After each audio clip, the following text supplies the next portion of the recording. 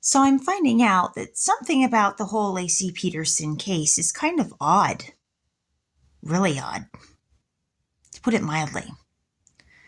So Michael Harris was on the Modesto PD, and it was the Modesto PD who had to look for Lacy Peterson, the famous pregnant mom and teacher who went missing.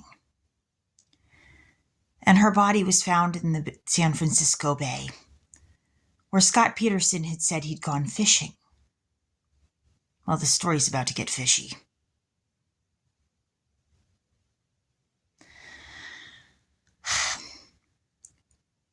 So, Eric Harris was the Columbine school shooter.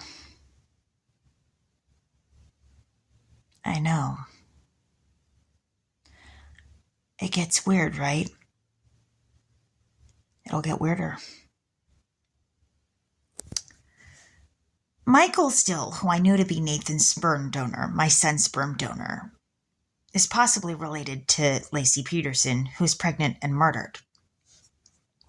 In Four Non-Blondes was Roger Roca, Wanda Day, and Linda Perry.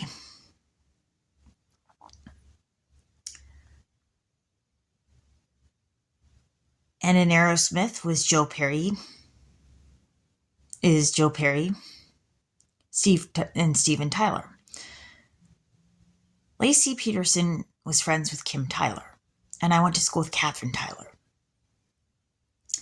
But it gets weirder. So Michael Harris was on the Modesto PD. Eric Harris was the Columbine school shooter. And my sister-in-law, Connie Hazzard, married John Harris and had daughters Beverly and Katie. Now, Dave Harris was the prosecution for the Lacy Peterson case.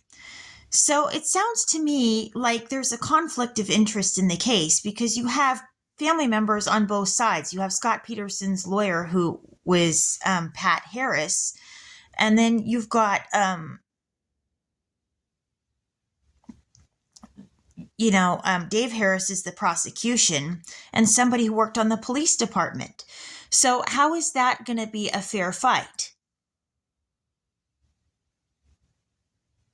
And they said that the police officers would not let Sharon Roca go into the house to get Lacy's things. So is there something off about that case? It sounds to me like something is off. That doesn't stack right. How does that sit right? That does not sit right. Why wouldn't the cops let Lacy go into her daughter's house to get her things if they'd already investigated? Did they find something about Scott's little swimmers or something like that where it was proof that, he couldn't give Lacy a baby or that the baby wasn't his? But something's off about that. It doesn't make sense. It does not make sense. That does not make sense.